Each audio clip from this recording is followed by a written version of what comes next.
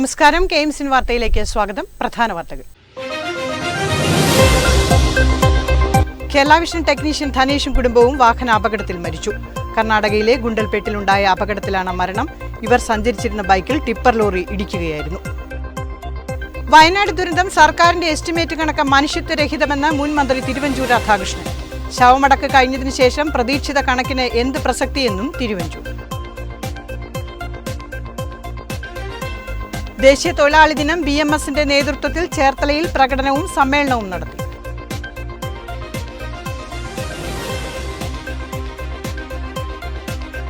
Nehru trophy ജലോത്സവം പവലിയനുകളുടെ പണികൾ പുന്നമടയിൽ പുരോഗമിക്കുന്നു. സെപ്റ്റംബർ 28-നാണ് നെഹ്റു ട്രോഫി ജലോത്സവം.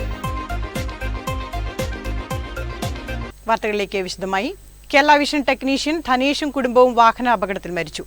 കർണാടകയിലുണ്ടായ വാഹനാപകടത്തിലാണ് മരിച്ചത്.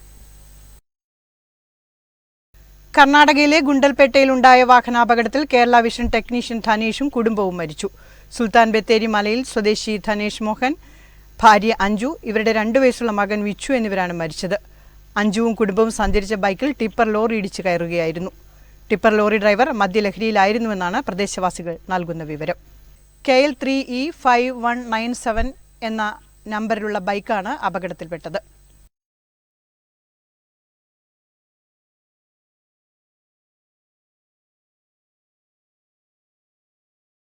വയനാട് ദുരന്തം സർക്കാരിന്റെ എസ്റ്റിമേറ്റ് കണക്ക് മനുഷ്യത്വരഹിതമെന്ന് മുൻ മന്ത്രി തിരുവഞ്ചൂർ രാധാകൃഷ്ണൻ. ശവമടക്ക് കഴിഞ്ഞതിനു ശേഷം പ്രതീക്ഷിത കണക്കിന് എന്ത് പ്രസക്തിയെന്നും തിരുവഞ്ചൂർ. മാത്രമല്ല, വലിയ മനുഷ്യത്വരഹിതമായിപ്പോയി. അതിൽ ഏറ്റവും പ്രധാനപ്പെട്ട കാര്യം, ഇപ്പം എക്സ്പെക്റ്റഡ് ആയിട്ടുള്ള ചെലവുകളെക്കുറിച്ചാണ് ഈ കണക്കെഴുതിയത് എന്നാണ് ഇന്ന് മാധ്യമങ്ങളിൽ വന്ന വാർത്തയിൽ നിന്ന് മനസ്സിലാക്കുന്നത്. അതിനെയാണ് മുഖ്യമന്ത്രി പിന്തുണയ്ക്കുകയും ചെയ്തിട്ടുള്ളത്. ശവമടക്ക് കഴിഞ്ഞ കാര്യത്തിന് പിന്നെ എന്ത് എക്സ്പെക്റ്റേഷൻ? പിന്നൊന്നും പ്രതീക്ഷിക്കേണ്ട കാര്യമില്ല. കാരണം അടക്കം കഴിഞ്ഞു. അപ്പോൾ അതിൻ്റെ ചിലവെന്ത് എന്ന് ഗവൺമെൻറ് അറിയുമല്ലോ. അത് ഞങ്ങൾ പ്രതീക്ഷിത ചിലവുകളെക്കുറിച്ചാണ് പറയുന്നത് എന്ന് പറയുന്നതിൽ എന്തർത്ഥമുള്ളത്? ഓൾറെഡി ഈ അടക്കമൊക്കെ കഴിഞ്ഞല്ലോ. പിന്നീട് എന്തിനാണ് അതിനു വേണ്ടി ഒരു കള്ളക്കണക്കെഴുതാനായിട്ട് ശ്രമിച്ചത്? വളരെ തെറ്റായിപ്പോയി. സത്യം പറഞ്ഞാൽ ശവക്കുഴിക്ക് പോലും വില പറയുന്ന ഒരു കാലം കേരളത്തിൽ ഇന്നേ വരെ ഉണ്ടായിട്ടില്ല.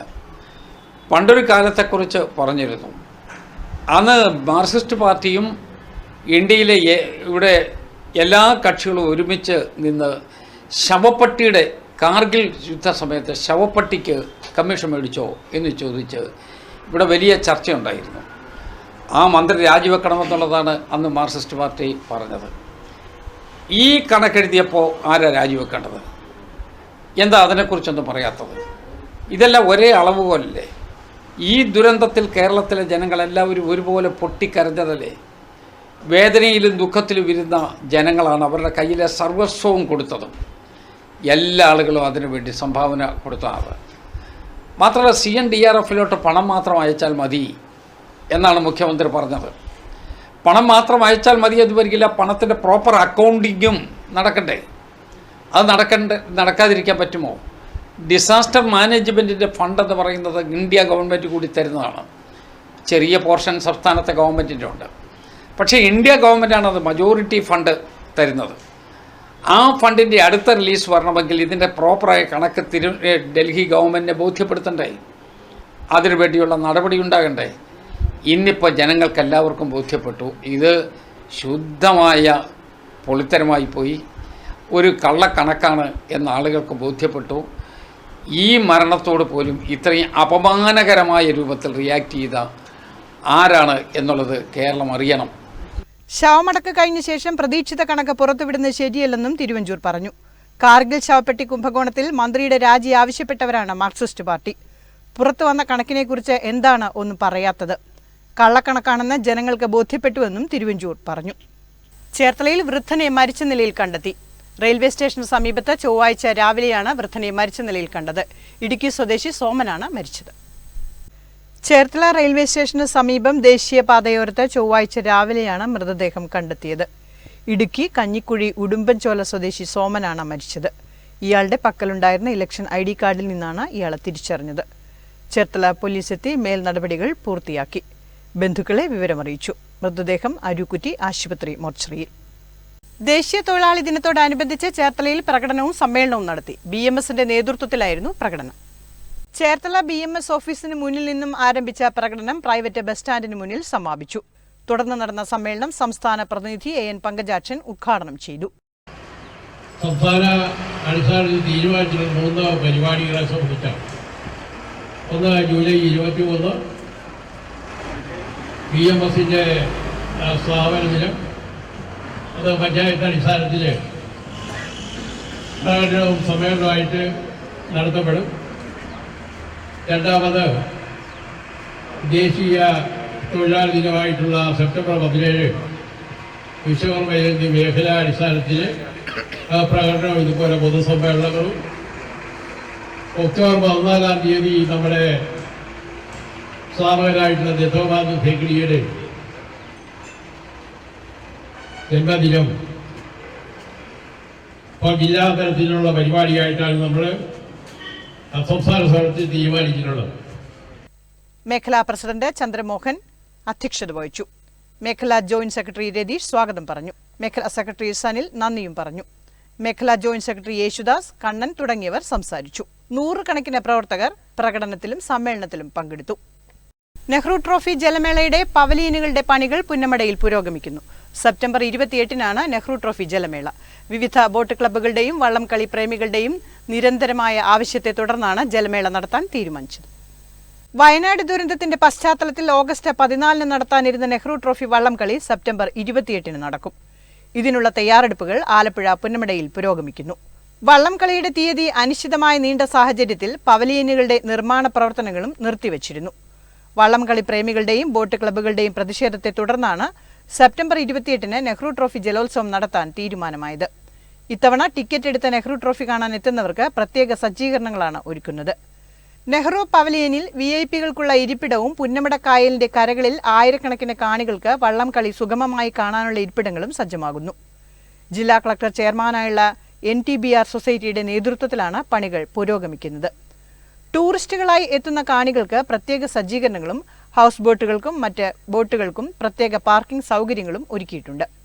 ഓഗസ്റ്റ് മാസത്തിലെ 2-ാം ശനിയാഴ്ചയിലെ നെഹ്റു ട്രോഫി ജലോത്സവം എന്നത് തീയതിയിൽ മാറ്റമുണ്ടായെങ്കിലും വള്ളംകളിയുടെ ആവേശത്തിന് കുറവുണ്ടാകാത്ത വിധമുള്ള ക്രമീകരണങ്ങളാണ് പുന്നമടക്കായൽ തീരത്ത് നടക്കുന്നത്. വയനാട് ദുരന്തം സംബന്ധിച്ച് വള്ളംകളി നമ്മുടെ എല്ലാ വർഷവും 2-ാമത്തെ ശനിയാഴ്ച ആഗസ്റ്റ് മാസം നടന്നുകൊണ്ടിരുന്നതാണ്. വയനാട് ദുരന്തത്തെ ആസ്പദമാക്കി അത് മാറ്റിവെക്കാനുള്ള തീരുമാനം എടുത്തിരുന്നു. പക്ഷേ ദുരന്തത്തെ നമ്മൾ അനുസ്മരിക്കുന്നതോടൊപ്പം തന്നെ വള്ളംകളിയുടെ ആ ഒരു പ്രാധാന്യം കണക്കിലെടുത്ത് മാറ്റിവെച്ചതിന് നാട്ടിൽ ഭയങ്കരമായ രീതിയിൽ മാനസിക ആൾക്കാർക്ക് വിഷമങ്ങളും ബുദ്ധിമുട്ടും ഉണ്ടായിരുന്നു. കേന്ദ്രമന്ത്രി സുരേഷ് ഗോപിയുടെയും കൂടാതെ സംസ്ഥാന ടൂറിസം മന്ത്രിയുടെയും നേതൃത്വത്തിൽ ശക്തമായ ഒരു ഇടപെടലിനകത്തുണ്ടാവുകയും അതനുസരിച്ച് നമുക്ക് ഈ പറഞ്ഞ സെപ്റ്റംബർ 22-ാം തീയതിയൊക്കെ തീയതി നിശ്ചയിച്ചേക്കുന്നത് ഈ നാട്ടുകാർക്കെല്ലാം ഒരു ആഹ്ലാദപരമായ അന്തരീക്ഷമുണ്ട്. എന്നാൽ ഓണത്തോടനുബന്ധിച്ച് നടക്കേണ്ട ഈ ആഘോഷം അത് മുടങ്ങാതെ നടത്താനായിട്ട് ശ്രമിച്ച എല്ലാവർക്കും അതിൻ്റെ ഒരു നന്ദി, നാട്ടുകാരുടെ അഭിനന്ദനങ്ങളും. പ്രവാചക സ്മരണയിൽ നാടെങ്ങും നബിദിനം ആഘോഷിച്ചു. ആലപ്പുഴ നഗരത്തിൽ നടന്ന നബിദിന റാലിയിൽ ആയിരങ്ങൾ പങ്കെടുത്തു. മദ്രസ വിദ്യാർത്ഥികളുടെ നേതൃത്വത്തിൽ നബിദിന സന്ദേശ റാലിയും പള്ളികൾ കേന്ദ്രീകരിച്ച മൗലിദ പാരായണം, ദുആ മജ്ലിസ്, സ്വലാത്ത്, മതപ്രഭാഷണം, അന്നദാന വിതരണം എന്നിവയും നടന്നു. മാനവ മൈത്രിയുടെ സന്ദേശം വിളിച്ചോതിയായിരുന്നു ആലപ്പുഴയിൽ നടന്ന നബിദിന റാലി.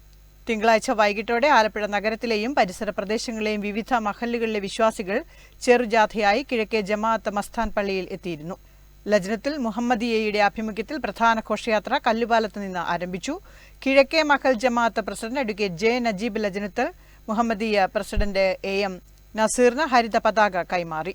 നഗരവീഥികളിൽ പ്രവാചക പ്രകീർത്തനങ്ങളും ബൈത്തുകളും സ്വലാത്തുകളും മുഴക്കിയാണ് മുന്നോട്ട് നീങ്ങിയത്. ഇരുമ്പുപാലം, മുനിസിപ്പൽ ഓഫീസ്, കൊത്തുവാൽ ചാവടി പാലം, കണ്ണൻ വർക്കി പാലം, ഹാജി ഹസൻ ജംഗ്ഷൻ, സക്കറിയ ബസാർ വഴി ലജ്നത്ത് നഗറിൽ സമാപിച്ചു. ഘോഷയാത്ര കാണാൻ പാതയോരത്തിന് ഇരുവശത്തും വൻ ജനാവലിയും തടിച്ചുകൂടിയിരുന്നു. തുടർന്ന് ലജ്നത്ത് നഗറിൽ ചേർന്ന പൊതുസമ്മേളനം മന്ത്രി P. പ്രസാദ് ഉദ്ഘാടനം ചെയ്തു. വിശേഷിപ്പിക്കുന്ന മുഹമ്മദ് നബിയുടെ 1499-ാം ജന്മദിനത്തിൻ്റെ ആഘോഷമാണ് ഇന്നെല്ലായിടത്തും നടക്കുന്നത്. ആ ആഘോഷ പരിപാടിയിൽ ആലപ്പുഴയിൽ പങ്കെടുക്കാൻ കഴിഞ്ഞത് അങ്ങേയറ്റം സന്തോഷമുള്ള ഒരു കാര്യമായിട്ടാണ് ഞാൻ കണക്കാക്കുന്നത്. അതുകൊണ്ട് തന്നെ നിറഞ്ഞ സന്തോഷത്തോടെ ഈ പരിപാടി ഔപചാരികമായി ഉദ്ഘാടനം ചെയ്യുന്നതായി അറിയിക്കട്ടെ. ലജനത്തുൽ മുഹമ്മദിയ പ്രസിഡന്റ് AM നസീർ അധ്യക്ഷത വഹിച്ചു. PMSA ആറ്റക്കോയ തങ്ങൾ, ഷാക്കിർ ദാരിമി വളക്കൈ തുടങ്ങിയവർ മുഖ്യ പ്രഭാഷണം നടത്തി. മസ്താൻ പള്ളി ഇമാം അൽ Ameen Azhari Thangal, Lajnathul Muhammadiya general secretary Faisal Shamsuddin, treasurer SM Shareef, PK Badusha Saqafi, PA Shihabuddin Musliyar തുടങ്ങിയവരും പങ്കെടുത്തു. മുഹമ്മദ് നബിയുടെ 1499 ജന്മദിനം ചേർത്തലയിലും ആഘോഷപൂർവ്വം കൊണ്ടാടി. നബിദിനത്തോടനുബന്ധിച്ച് വമ്പിച്ച റാലിയും സംഘടിപ്പിച്ചിരുന്നു.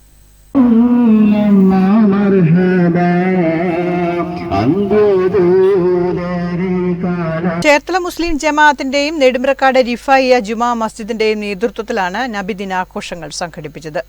റാലിയിൽ ചേർത്തല സെൻട്രൽ ജുമാ മസ്ജിദ് ചീഫ് ഇമാം ആബിദ് ഹുസൈൻ മിസ്ബാഹി, റിഫായിയ ജുമാ മസ്ജിദ് ചീഫ് ഇമാം Yusuf Baqavi, Rifaiya Juma Masjid president B Faisal, Juma Masjid vice president Mujeeb, central Juma Masjid secretary CA Majeed, Rifaiya ജമാഅത്ത് സെക്രട്ടറി VH റഫീഖ്, റംസാൻ, സാദി, സിറാജുദ്ദീൻ, സുഹരി, നാസർ നിസാമി തുടങ്ങിയവർ നേതൃത്വം നൽകി. തുടർന്ന് മൗലീദ പാരായണവും അന്നദാനവും നടത്തി. നൂറുകണക്കിന് പേർ റാലിയിലും ദിനാഘോഷങ്ങളിലും പങ്കെടുത്തു. മഹാത്മാ അയ്യങ്കാളിയുടെ 162ാം ജയന്തി വൈക്കത്ത് സമുചിതമായി ആഘോഷിച്ചു. നഗരസഭാ ചെയർപേഴ്സൺ പ്രീത രാജേഷ് ആഘോഷ പരിപാടികൾ ഉദ്ഘാടനം ചെയ്തു. KPMS യൂണിയൻ ഓഫീസ് അങ്കണത്തിലെ അയ്യങ്കാളി പ്രതിമയ്ക്ക് മുന്നിൽ നഗരസഭാ ചെയർപേഴ്സൺ പ്രീത രാജേഷ് ദീപം തെളിച്ചതോടെ ആഘോഷ പരിപാടികൾക്ക് തുടക്കമായി. തുടർന്ന് യൂണിയൻ പ്രസിഡന്റ് അശോകൻ കല്ലേപ്പള്ളിയുടെ അധ്യക്ഷതയിൽ നടന്ന അനുസ്മരണ സമ്മേളനം നഗരസഭാ ചെയർപേഴ്സൺ പ്രീത രാജേഷ് ഉദ്ഘാടനം ചെയ്തു. മഹാത്മാ അയ്യങ്കാളി നടത്തിയ സമര പോരാട്ടങ്ങൾ വർദ്ധിത വീര്യത്തോടെ നടത്തേണ്ട സാഹചര്യമാണുള്ളതെന്നും സമുദായം ആ പോരാട്ടങ്ങൾ തുടരണമെന്നും ചെയർപേഴ്സൺ പറഞ്ഞു. യോഗത്തിൽ SSLC+2 ഡിഗ്രി പരീക്ഷകളിൽ മികച്ച വിജയം നേടിയ വിദ്യാർത്ഥികൾക്ക് യൂണിയൻ ട്രഷറർ VK രാജപ്പൻ ഉപഹാരം നൽകി. നഗരസഭാ കൗൺസിലർ ലേഖ അശോകൻ ജന്മദിന സന്ദേശം നൽകി. നഗരസഭാ കൗൺസിലർ കവിത രാജേഷ്, സംസ്ഥാന കമ്മിറ്റി അംഗം VK സോമൻ, യൂണിയൻ ഭാരവാഹികളായ CP കുഞ്ഞൻ, ഉല്ലല രാജു, ശകുന്തള രാജു, ഓമന ശങ്കരൻ തുടങ്ങിയവർ സംസാരിച്ചു. കൃഷി വകുപ്പിന്റെ ആഭിമുഖ്യത്തിൽ നടത്തിയ ഓണവിപണി ആലപ്പുഴ ജില്ലയിൽ 37 ലക്ഷം രൂപയുടെ വിറ്റുവരവ്. പച്ചക്കറി തീവില നിയന്ത്രിക്കുക എന്നതാണ് ഓണവിപണിയിലൂടെ ലക്ഷ്യമിട്ടത്. കർഷകരുടെ പച്ചക്കറികൾ കൂടുതൽ മൂല്യം ലഭ്യമാക്കുന്ന രീതിയിൽ സംഭരിക്കുക, പൊതുജനങ്ങളെ ഓണവിപണിയിലെ വിലക്കയറ്റത്തിൽ നിന്നും സംരക്ഷിക്കുക എന്നീ ലക്ഷ്യങ്ങളോടെയാണ് സർക്കാർ ഓണവിപണി നടത്തിയത്. കർഷകരിൽ നിന്ന് 30% അധിക വില നൽകി സംഭരിച്ച പച്ചക്കറികൾ ഗുണഭോക്താക്കൾക്ക് വിപണി വിലയേക്കാൾ 10% കുറച്ചാണ് നൽകിയത്. ജില്ലാതല പ്രോക്യൂമെന്റ് കമ്മിറ്റി തദ്ദേശ വിപണി നിലവാരം പരിശോധിച്ചാണ് സംഭരണ വിലയും വിപണന വിലയും നിശ്ചയിച്ചത്. ജില്ലയിലാകെ 80 ഓണം വിപണികളിലേക്കായി ആകെ 45.7 ലക്ഷത്തിന്റെ പച്ചക്കറികളാണ് ഇത്തവണ സംഭരിച്ചത്. സർക്കാരിന്റെ വ്യാജ നിയമന ഉത്തരവ് നൽകി BJP നേതാവ് തട്ടിപ്പ് നടത്തിയെന്ന ആരോപണം. BJP നേതാവിന്റെ വീടിന് മുന്നിൽ നിരാഹാരമിരുന്ന് ഓട്ടോ ഡ്രൈവറും കുടുംബവും. മാരാരിക്കുളം വടക്ക് പഞ്ചായത്തിൽ 11ാം വാർഡിൽ ലക്ഷ്മി നിവാസിൽ ഹരിദാസും കുടുംബവുമാണ് മാരാരിക്കുളത്തുള്ള BJP നേതാവിന്റെ വീടിന് മുന്നിൽ നിരാഹാര സത്യാഗ്രഹം നടത്തിയത്. സൗത്ത് ആര്യാട് ലൂഥറൻ സ്കൂളിൽ ക്ലർക്കായി നിയമനം നൽകാമെന്ന് വിശ്വസിപ്പിച്ച് 2,15,000 രൂപ തട്ടിയെന്നാണ് BJP അനുഭാവിയും ഓട്ടോ ഡ്രൈവറുമായ ഹരിദാസിന്റെ ആരോപണം. 2021 ജൂലൈ 10 നേതാവ് വീട്ടിലെത്തി 5 ലക്ഷം രൂപ ആവശ്യപ്പെട്ടു. SBI മങ്കൊമ്പ് ശാഖയിൽ സ്വർണം പണയം വെച്ച ആദ്യ ഗഡുവായി 2,15,000 രൂപ ആലപ്പുഴ ICICI ബാങ്കിലെ അക്കൗണ്ടിലേക്ക് അയച്ചുകൊടുത്തു. ജൂലൈ 16 വിദ്യാഭ്യാസ വകുപ്പിന്റേത് എന്ന പേരിൽ നിയമന ഉത്തരവ് നേതാവ് വീട്ടിലെത്തിച്ചു നൽകി.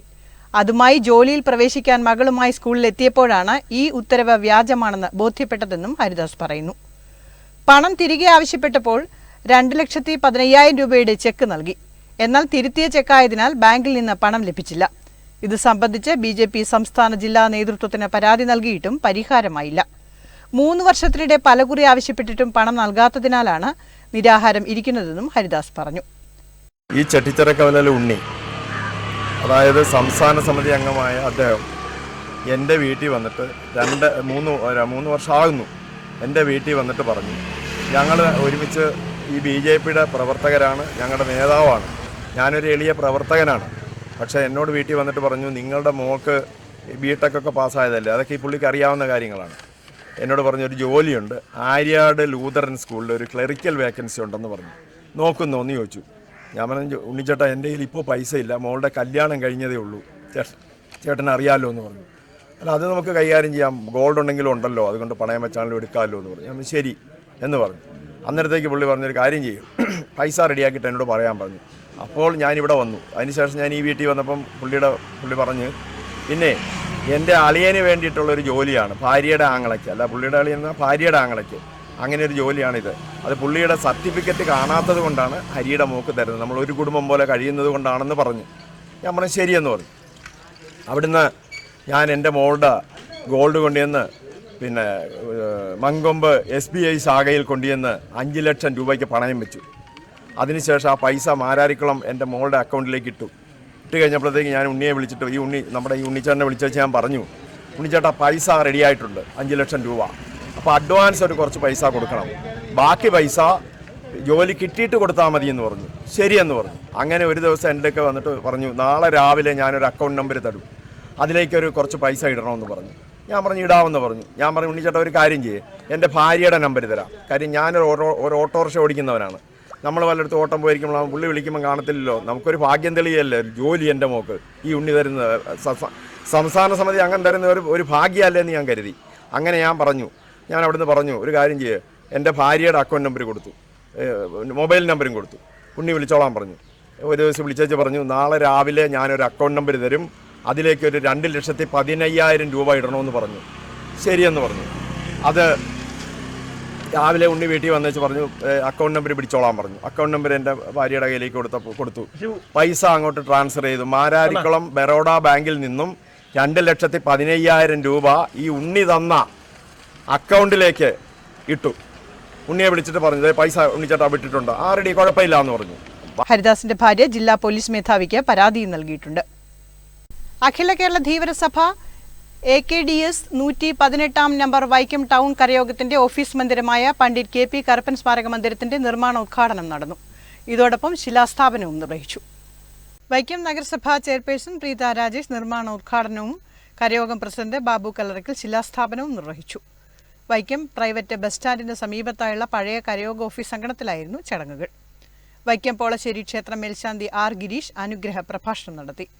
ധീവരസഭ കോട്ടയം ജില്ലാ പ്രസിഡന്റ് ശിവദാസ് നാരായണൻ, വൈക്കം മുനിസിപ്പൽ കൗൺസിലർമാരായ KP സതീശൻ, R സന്തോഷ്, ബിന്ദു ഷാജി, നിർമ്മാണ committee convener MC Suresh, vice president Sabu Kochalinkal, S Ponnappan, Suji Prince, Manu Panan തുടങ്ങിയവരും പങ്കെടുത്തു.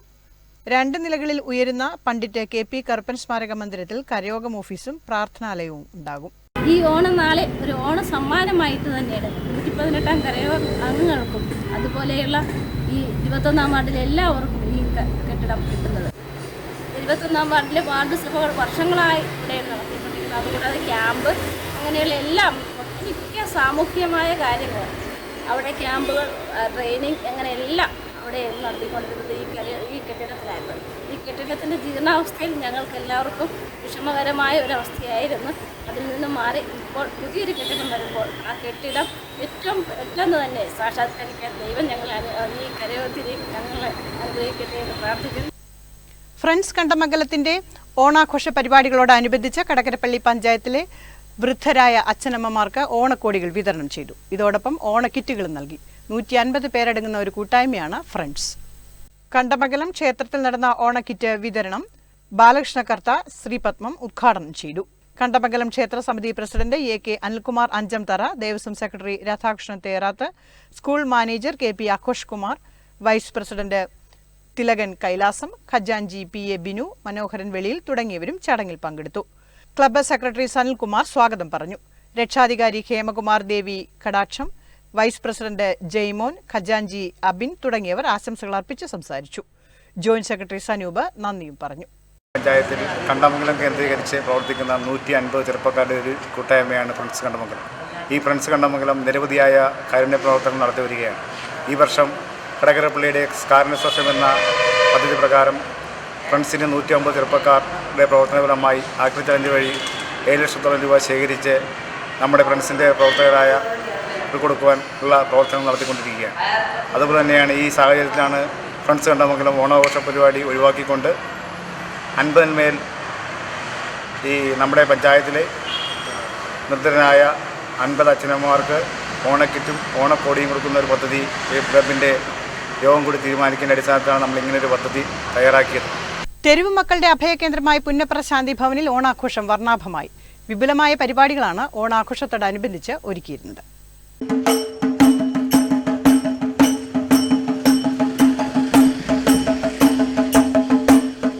വാദ്യമേളങ്ങളുടെ അകമ്പടിയോടെ മാവേലി വാഹനത്തിൽ ഓണാശംസകൾ നേർന്ന് പ്രചരണം നടത്തിയത് അന്തേവാസികളിൽ കൗതുകമുണർത്തി. Shanthibhavan managing trustee brother Mathew Albin flag off ചെയ്തു. നാട് മുഴുവൻ ഓണാഘോഷിക്കുമ്പോൾ ശാന്തിഭവൻ ഞങ്ങൾ ചെറിയ രീതിയിലുള്ള ഓണാഘോഷിക്കുവാനായിട്ട് ദൈവം അവസരം തന്നു. എല്ലാവർക്കും ഓണാശംസയായിരുന്നു. ശാന്തിഭവനെല്ലാം 170ഓളം പേരിടപ്പുണ്ട്, 20ഓളം ജോലിക്കാരുണ്ട്. അവർക്ക് വേണ്ടി എല്ലാ അന്യ സംസ്ഥാനക്കാരാണ്, 3-4 മലയാളികളേ ഉള്ളൂ. ഞാൻ ആരെയും കാശ് കൊടുത്തെടുത്ത് നോക്കാറില്ല, കാശ് മേടിച്ച് നോക്കാറില്ല. വിദേശത്ത് പാസ്പോർട്ട് എടുക്കാനും വിദേശത്ത് പോകാറുണ്ട്.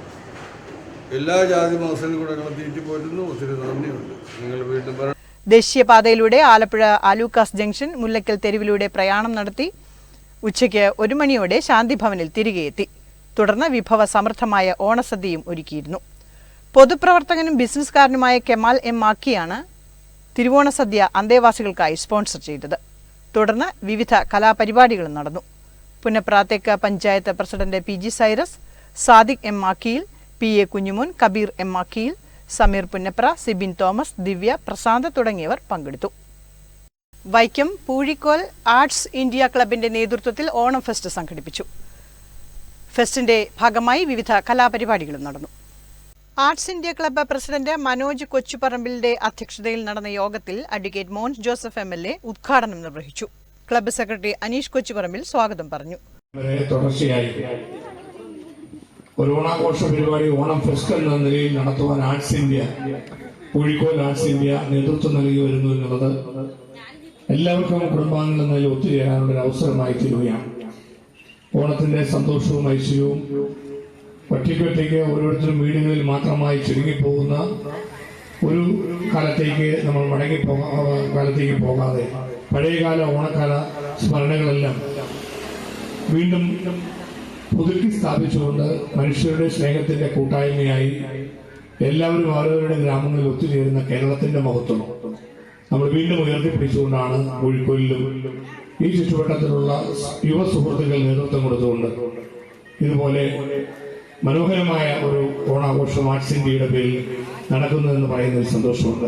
പൂഴിക്കോൾ ഗ്രാമത്തിൽ നിന്ന് വന്ദേമാതരം ട്രെയിൻ ഓടിച്ച നാടിന് അഭിമാനമായ ട്രെയിനിന്റെ ലോക്കോ പൈലറ്റ് അബിയെയും തന്റെ 12ാമത്തെ വയസ്സിൽ മത്സ്യവ്യാപാരവുമായി അപ്പാഞ്ചിറ, പൂഴിക്കോൾ പ്രദേശങ്ങളിലെത്തിയ ജാനകിയമ്മ തന്റെ 72ാമത്തെ വയസ്സിലും മത്സ്യവ്യാപാരം തുടരുന്നു. 60 വർഷം മുടങ്ങാതെ വൈക്കം TV പുരത്ത് നിന്ന് അപ്പാഞ്ചിറയിലെത്തി വീടുകൾ തോറും മത്സ്യവ്യാപാരം നടത്തുന്ന ജാനകിയമ്മയെ നാട്ടുകാർ ഓണക്കോടി നൽകിയും MI ശശിധരൻ, ആരിപ്പിള്ളിയും അഡ്വക്കേറ്റ് മോൻസ് ജോസഫ് MLAയും ചേർന്ന് പൊന്നാട അണിയിച്ചും മൊമെന്റോ നൽകിയും അക്ഷയ കൺസ്ട്രക്ഷൻ ഉടമ വിനോദ് 5001 രൂപ ക്യാഷ് അവാർഡും നൽകി ആദരിച്ചു. രാജീവ് KG കൊച്ചുപറമ്പിൽ, അനിൽകുമാർ മൂലംവേലി, ബിജു KG കളങ്ങോട്ട്, ശ്രീജ പീടികപ്പറമ്പിൽ, മനു ഇളവേലി തുടങ്ങിയവർ ആശംസകൾ അർപ്പിച്ച് സംസാരിച്ചു. തുടർന്ന് പായസ വിതരണവും കുട്ടികളുടെയും മുതിർന്നവരുടെയും വടംവലി, ചാക്കിലോട്ടം, കസേരകളി, കലം തല്ലിപ്പൊട്ടിക്കൽ ഉൾപ്പെടെയുള്ള കലാപരിപാടികളും നടന്നു. ഇതിനോടനുബന്ധിച്ച് കൊച്ചിൻ ബ്ലൂ സിംഗേഴ്സിന്റെ ഗാനമേളയും ഉണ്ടായിരുന്നു. ചരമവാർത്ത. Cherthala taluk office retired deputy tahsildar Muttathiparambu Pattukulangara വീട്ടിൽ PT കുര്യാക്കോ നിര്യാതനായി. 68 വയസ്സായിരുന്നു. സംസ്കാരം ബുധനാഴ്ച രാവിലെ 9 മണിക്ക് മുട്ടത്തിപ്പറമ്പ് സെന്റ് ആന്റണീസ് പള്ളി സെമിത്തേരിയിൽ നടക്കും. പ്രധാന വാർത്തകൾ ഒരിക്കൽ കൂടി. കേരള വിഷൻ ടെക്നീഷ്യൻ ധനേഷും കുടുംബവും വാഹനാപകടത്തിൽ മരിച്ചു. കർണാടകയിലെ ഗുണ്ടൽപേട്ടിലുണ്ടായ അപകടത്തിലാണ് മരണം. ഇവർ സഞ്ചരിച്ചിരുന്ന ബൈക്കിൽ ടിപ്പർ ലോറി ഇടിക്കുകയായിരുന്നു. വയനാട് ദുരന്തം സർക്കാരിന്റെ എസ്റ്റിമേറ്റ് കണക്ക് മനുഷ്യത്വരഹിതമെന്ന് മുൻ മന്ത്രി തിരുവഞ്ചൂർ രാധാകൃഷ്ണൻ. ശവമടക്ക് കഴിഞ്ഞതിനു ശേഷം പ്രതീക്ഷിത കണക്കിന് എന്ത് പ്രസക്തിയെന്നും തിരുവഞ്ചൂർ. ദേശീയ തൊഴിലാളി ദിനം BMSന്റെ നേതൃത്വത്തിൽ ചേർത്തലയിൽ പ്രകടനവും സമ്മേളനവും നടത്തി.